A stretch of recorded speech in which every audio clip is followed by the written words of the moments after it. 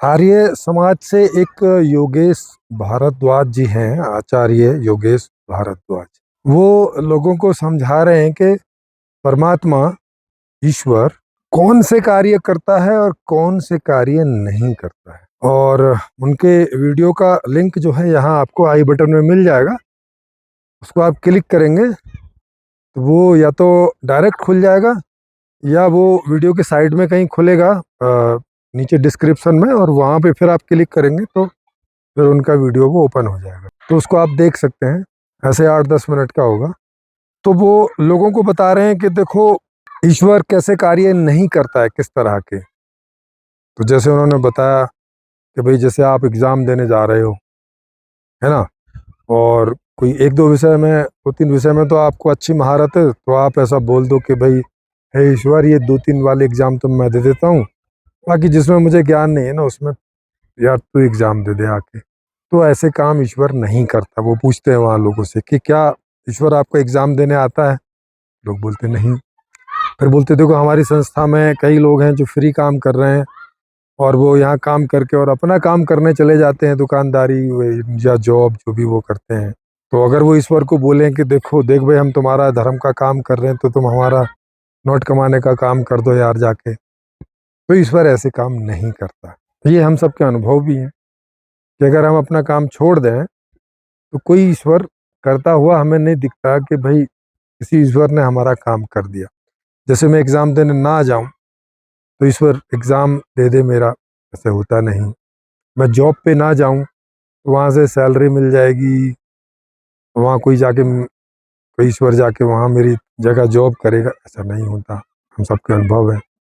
Even खाना सामने आ गया है और अगर हम नहीं खाएं तो भी ईश्वर हमें ऐसे खिलाने नहीं आता कि देख मैं ईश्वर हूँ और मैं तुझे खिलाता हूँ, है ना। तो या तो हम खुद खाएंगे या तो कोई हमारा वेल विशर होगा वो हमें खिलाना चाहेगा।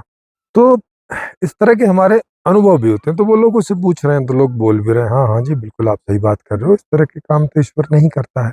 ऐसा बोलते बोलते फिर वो अचानक आ जाते हैं, तो फिर ईश्वर किस तरह के काम करता है वो मैं बताता हूँ। अभी अभी ध्यान दीजिएगा। अभी जितने उदाहरण उन्होंने बताए थे वो उसमें ईश्वर काम नहीं करता है, उसमें क्या आधार था? हमारा अनुभव, कि भैया हमारे अनुभव में नहीं आता कि ईश्वर ये वाले काम हमारे आके करता है।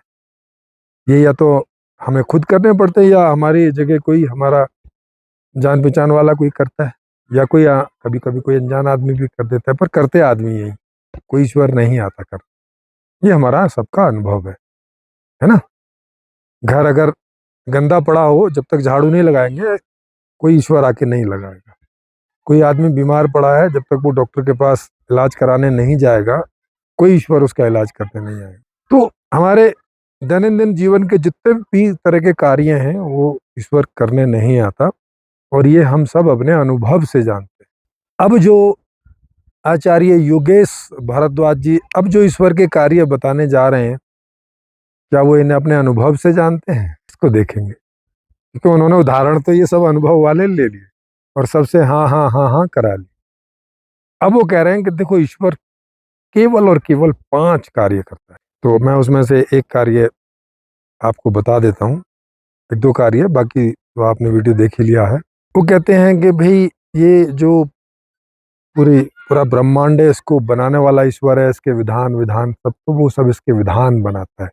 मतलब कौन सी चीज कैसे काम करेगी वगैरह वगैरह, है ना, ऐसे विधान बनाता है तत्वों के।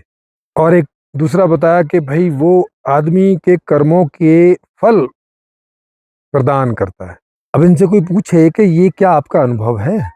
क्या आपने किसी ईश्वर को ये ब्रह्मांड बनाते हुए देखा है, या अभी भी वो बना रहा है ऐसा देखा है क्या? है आपका कोई भी अनुभव है इस तरह का?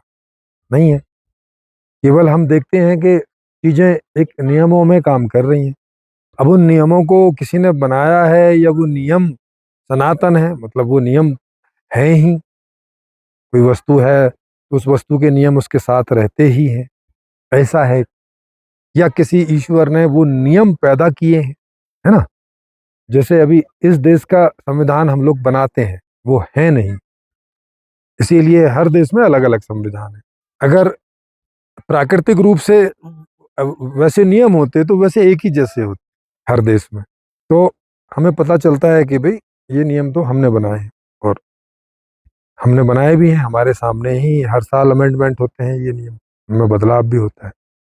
प्रकृति के नियमों में नहीं दिखाई पड़ता कि कभी कोई अमेंडमेंट हो रहा है, कोई बदलाव हो रहा है ना। वहाँ एकदम फिक्स टाइप के नियम है।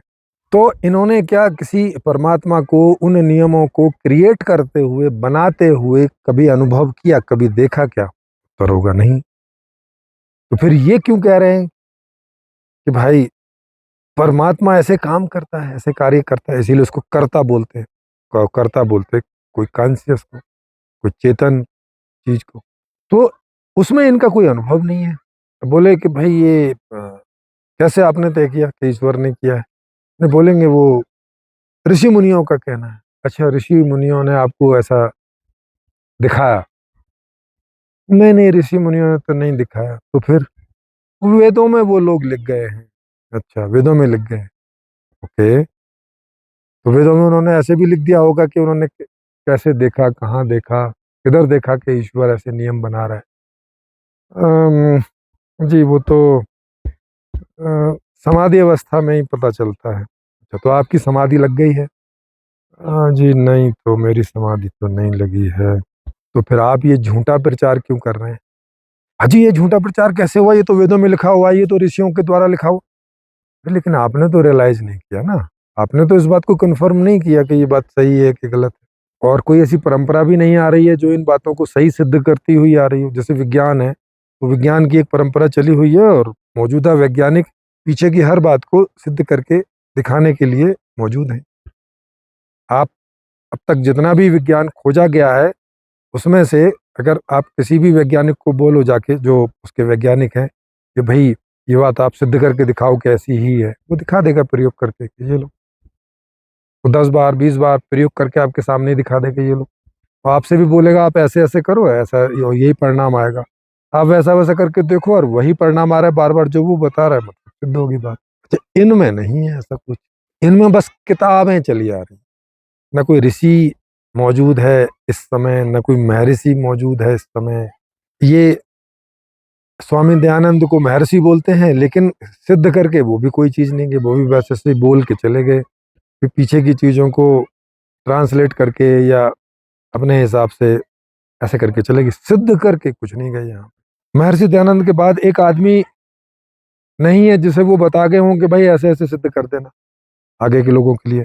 और वो एक परंपरा चली आती, और अभी कोई आर्य समाज में कोई स्वामी होता जो इन सब चीजों को सिद्ध करके बता रहा होता, नहीं है। इसका मतलब है कि न स्वामी दयानंद ने इन चीजों को सिद्ध किया था, और ना वो किसी को सिखा के गए। अब इतनी बड़ी दुनिया में उन्हें कोई एक आदमी नहीं मिला ऐसा कि जिसे वो सिखा सकते। एक योग्य आदमी ढूंढ नहीं पाए वो। अगर ये लोग ऐसा बोलेंगे कि अरे कोई योग्य नहीं है, ये नहीं है, वो नहीं है, ये काम तो गुरु का होता है। भाई गुरु ही खोज सकता है ना। वो जब इतना इधर उधर घूमते थे, तो गुरु ही खोज सकता है कि मुझसे जितने सारे लोगों का मेल मिलाप हो रहा है, इनमें से कौन योग्य है, कौन नहीं है। तो वो अपनी विद्या को उसको ट्रांसफर कर सकते हैं, समझा सकते हैं, बता सकते हैं, जैसे विज्ञान करता है। विज्ञान है, सिस्टम है, उन्होंने स्कूल खोले हैं, वहाँ पे लोग जाते हैं, पढ़ते हैं। आप देखते हो हर साल लाखों लोग साइंस पढ़ते हैं, और उनमें से सैकड़ों की संख्या में साइंटिस्ट पैदा होते हैं, है ना। एक सिस्टम बना रखा है। 130 साल से भी ज़्यादा पुरानी संस्था है आर्य समाज, जो स्वामी दयानंद जी के द्वारा बनाई हुई है। और ये 130 साल में एक वैज्ञानिक या एक ऋषि नहीं पैदा कर पा रहे हैं। तो ये इन्होंने जो लिखा, बोला, बताया, उसकी क्या वैलिडिटी रह जाती है, उसका क्या कंफर्मेशन रह जाता है? एक संस्था जो 125 साल से भी ज्यादा है, और एक ऋषि नहीं दे पा रहे। इसे ऐसे समझें जैसे 125 साल से स्कूल चला रहे होते, और एक साइंटिस्ट पैदा नहीं होता, एक इंजीनियर पैदा नहीं होता, एक डॉक्टर पैदा नहीं होता, एक अर्थशास्त्री पैदा नहीं होता, एक इतिहासज्ञ पैदा नहीं होता, एक समाजशास्त्री पैदा नहीं होता, एक आर्टिस्ट पैदा नहीं होता। जितनी भी विधाएं वहां पढ़ाई जाती हैं, उनमें एक्सपर्ट लोग पैदा ही नहीं होते। नॉर्मल ज्ञान विज्ञान भी में भी पारंगत लोग पैदा नहीं होते। तो उसे क्या कहा जाता? यही कहा जाता ना कि क्या बेवकूफ बना रहे हैं लोगों को। ये सब कुछ नहीं है इस तरह का, सब लोगों को ठगने का धंधा है, यही तो कहते हैं। तो आर्य समाज को क्या बोलोगे कि 130 साल से क्या कर रहे हैं ये? लोगों को बेवकूफ बना रहे हैं कि 16-16 संस्कार कर रहे हैं, लोग जा रहे हैं, संस्कार करा रहे हैं, हवन करा रहे हैं, यज्ञ करा रहे हैं, पैसे खर्च कर रहे हैं, समय दे रहे हैं। आउटपुट क्या है? कुछ नहीं। एक एक्सपर्ट किसी भी विद्या का इनके यहाँ से अब तक निकला नहीं है। इनके जितने भी लोगों से बात करो, बस वो स्वामी दयानंद, महर्षि दयानंद, स्वामी दयानंद, महर्षि दयानंद, जो 130 साल पहले के आदमी हैं, उनको सामने रखते रहते। जबकि उस समय एक स्वामी दयानंद थे, अब तो कई स्वामी दयानंद होने चाहिए 130 साल बाद। तो इसका मतलब आप समझ सकते हो कि इनके पास में कोई ऐसा भी ज्ञान नहीं है कि जो लोग इनके यहाँ पढ़ने आते हैं। और ऐसा नहीं कि इनके यहाँ लोग पढ़ने नहीं आते, इनके बहुत सारे गुरुकुल चलते हैं और 130 साल में कुछ भी नहीं है तो मेरे ख्याल है 1 आध लाख से ज्यादा बच्चे इनके यहाँ पढ़ चुके होंगे। लेकिन उनमें से एक भी हवन, यज्ञ इत्यादि ये सब करने से आगे कोई कोई नहीं दिखाई पड़ता, जो जैसे कर्म कांड बोला जाता है, बस नहीं। और अभी भी नित्य इनके यहाँ अध्यापन चलता है। मैं गुरुकुल कालवा में, जो हरियाणा में पड़ता है, जींद के पास, मैं वहाँ खुद रहा 2 या 3 महीने के आसपास। मैं वहाँ संस्कृत के अष्टाध्यायी पढ़ने गया था। तो अभी भी सब अध्ययन चल रहे हैं इनके अध्ययन केंद्रों पे, लेकिन आउटपुट कुछ नहीं है। वहाँ के आचार्य को, वहाँ के आचार्य थे उस समय राजेंद्र, आचार्य राजेंद्र। मैंने उनको कुछ सवाल किए तो टाए टाए फिस हो गए, ढाए हो गए। अष्टाध्यायी में ही कई सवाल किए, जितना मैंने पढ़ा था 3 महीने में, उसी के जवाब नहीं दे पा रहे। और वो आचार्य हैं, वही पढ़ाते थे वहाँ अष्टाध्यायी। तो कहने लगे कि भाई, मैंने कहा कि ऐसी आपकी स्थिति है, सारे ही आचार्य ऐसे हैं? बोले कि भाई सबका तो पता नहीं, लेकिन मैं तो यहाँ गौओं की सेवा करने आया हूँ। वहाँ उस गुरुकुल में कुछ गौएं रहती हैं, 10, 15, 20। तो बोले बस मुझे तो सेवा करने मजा आता है, मैं तो सेवा करने आया हूँ। मतलब गुरुकुल कालवा को, जो कि काफी बड़ा गुरुकुल माना जाता है, उनको एक आचार्य इस ढंग का नहीं मिला जो आचार्य हो, गौ की सेवा करने वाला ना हो। भाई गौ की सेवा करने वाला तो ग्वाला होगा ना। ठीक है, ठीक है, किसी को गौ की सेवा करने में मजा आता है, चलो तुम गौ की सेवा करो। आचार्य तो एक ढंग का रखो जो लोगों के प्रश्नों के उत्तर दे सके। नहीं था वहां पे, समझ रहे हो? तो अब ये आर्य समाज की हालत है। और ऐसे आचार्य योगेश भारद्वाज जी हैं, जो उसके 5 कार्य बता रहे हैं, मगर एक में भी उनकी कोई अनुभूति नहीं है, एक में भी कोई उनका अनुभव नहीं है। जैसे यहाँ पे अनुभव है कि ईश्वर हमारा एग्जाम नहीं देता, ईश्वर हमें गिलास का पानी ला के नहीं देता, ईश्वर हमारा भोजन नहीं बनाता, ईश्वर हमें खिलाता नहीं, ईश्वर हमारे लिए कमाता नहीं, है ना। यहाँ जितने भी हमारे अनुभव हैं, एक भी अनुभव में ईश्वर हमारे लिए कुछ करता है ऐसा नहीं दिखाई पड़ता। ठीक है, तो ये बात तो अनुभव से बता रहे हैं, सही बात है। जितने भी दर्शक इस चीज को सुन रहे होंगे उनका भी यही अनुभव होगा, हमारा भी यही अनुभव है, मेरा भी यही अनुभव, तो ठीक है। लेकिन कोई ईश्वर ये वाले 5 काम करता है, जिन 5 कामों की ये बात कर रहे हैं, भैया इसमें हमारा क्या अनुभव है? हम कैसे कह सकते हैं कि ईश्वर जो है हवा चलाता है, या इसका निजाम उसने बनाया है, ये सृष्टि उसने बनाई है? हुँ? हम कैसे कह सकते हैं? अनुभव तो है नहीं। और एक आदमी आर्य समाज के पास नहीं है जो बोले कि मुझे अनुभव है। तो ये तो कह सकते हैं कि भाई एक आदमी दयानंद हुए और उनका ऐसा कहना है, और भाई हम तो उन्हें मानते हैं कि ठीक ही कहते होंगे। जैसे कुरान के लोग बोलते हैं कि भाई मोहम्मद साहब ने जो बोला ठीक ही बोला है, ठीक ही बोला है, हमारा विश्वास है उनमें, हमारी श्रद्धा है। ऐसे अगर आचार्य योगेश भारद्वाज जी बोले तब तो ठीक है भाई, श्रद्धा तो कोई भी किसी में कर ही सकता है ना।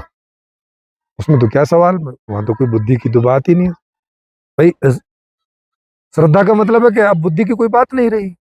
तो इस मामले में क्या कुरान, क्या बाइबल, क्या आर्य समाज, क्या वेद, क्या गीता, क्या उपनिषद, ये और क्या इनके सब पढ़ाने बढ़ाने वाले जितने भी, और इनके जितने इंस्टीट्यूट, स्कूल, कॉलेज जो भी ये बोलते होंगे, गुरुकुल इत्यादि, आचार्य, प्राचार्य, सब बिना अनुभूति वाले।